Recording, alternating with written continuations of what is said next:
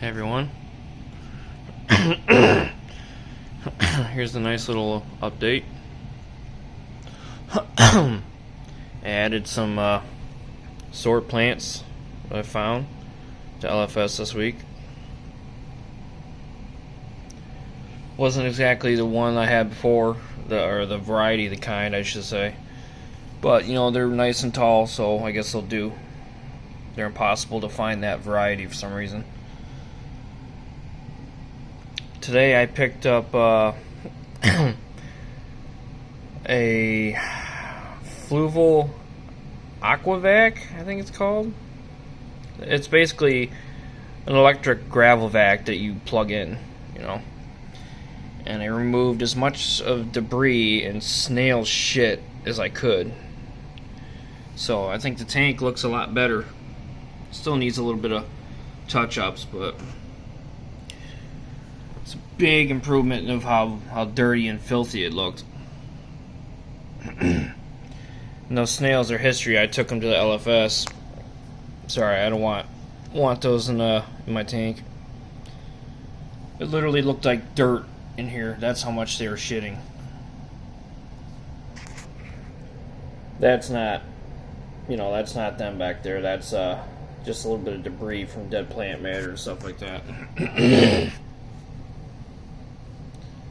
Anyways, yeah, still can't get this tank quite right. I think part of the problem is I know part of the problem is that I had the tank set up before and it had Crypt Balance and it looked a certain way. It kind of all looked like this. But, I don't have any more of that I used to have, so kind of looks like that. Sorry, the tank's a little bit cloudy right now.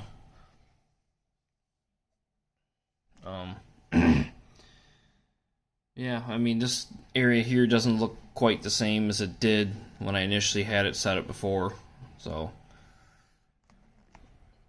I had the Rotella over there on that side, and I think I'm going to try to move it back.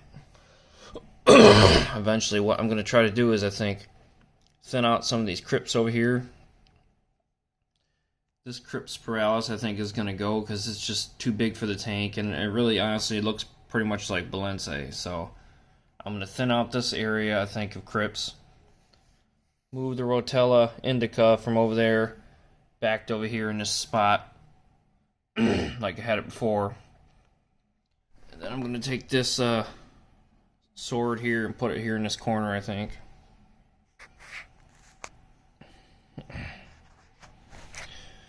But I did enough tank maintenance tonight, so I don't really feel like doing anything else right now. These white clouds are schooling pretty cool. They don't they're only really schooling because I did a water change. Other than that, they don't really school.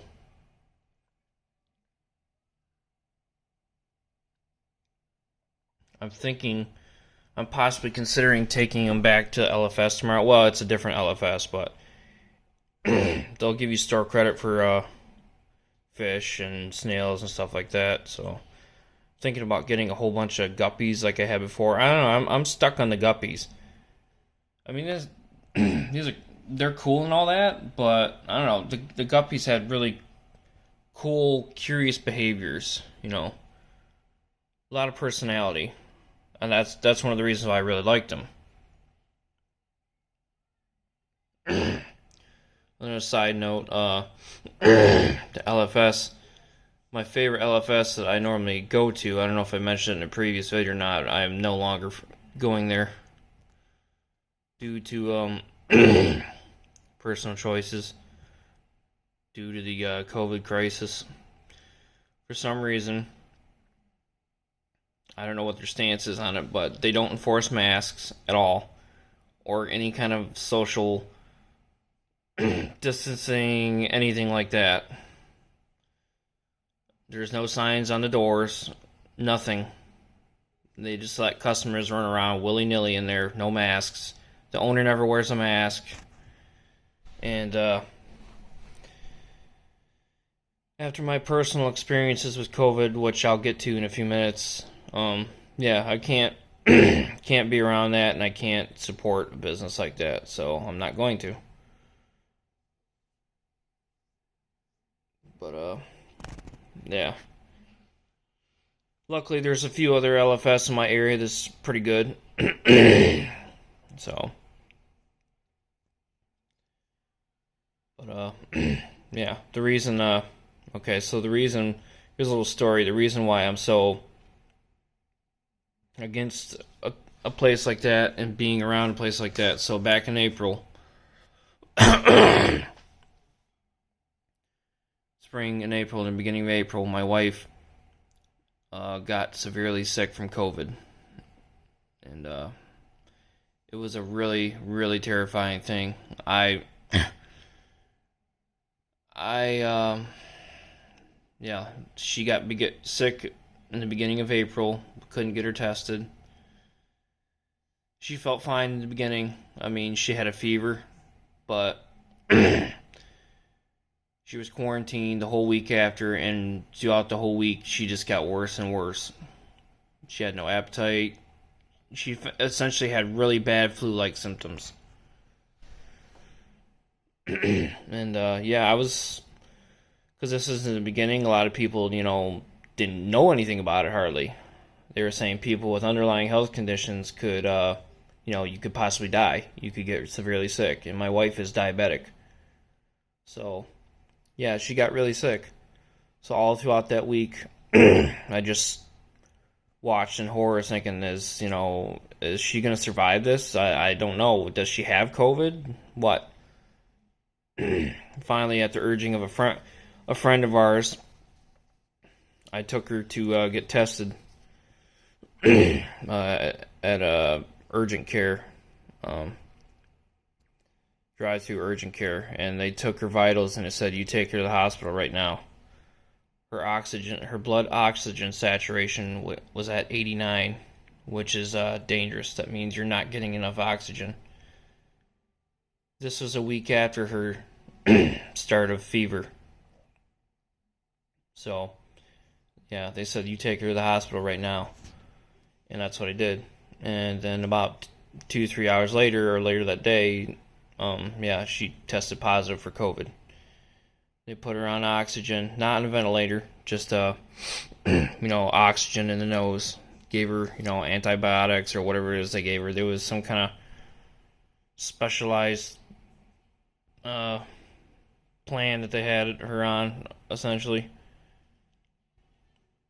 But yeah, it was a scary, terrifying time. I don't know how, but I never caught the virus, but because I tested negative. But that whole time I was freaking out, See, the thing is, we have a little boy, and at the time he was barely even 2. And this whole time, as she was terribly sick, I was thinking, okay, what's going to happen to me? Is this going to happen to me too? Because I was around her a lot, Yeah. I was thinking, please don't let me get this sick like she did. She virtually couldn't do anything. So, but luckily, I don't know how, but it never happened. Both me and my son tested negative for the virus. And that was it. And she was in the hospital for about a week. And she slowly got better. She came home, went right into the bedroom. And she was in bedroom quarantine for about 2 weeks. Came out. She was one of the lucky ones, and she survived. Her symptoms were pretty much completely gone. I thank God every day that she survived, because it could have turned out a lot worse. So, yeah, that's a little bit of, the story of why I can't be around that particular behavior. And I can't risk that. I can't. That's another reason why I took the vaccine as well. Like I mentioned before, we're both healthcare workers, so I don't ever want to go through anything like that ever again. That was literally, I'm not afraid to admit it, that was literally the most scared I've ever been in my entire life. When you have to ask your mother-in-law, hey, if something happens to me and my wife, can you please take my son? Because before we got tested, I didn't know. They say how contagious it is. I thought, okay, am I going to get this? Is this going to come for me next? Because I was around her a lot, but luckily, it never happened. It never came for me.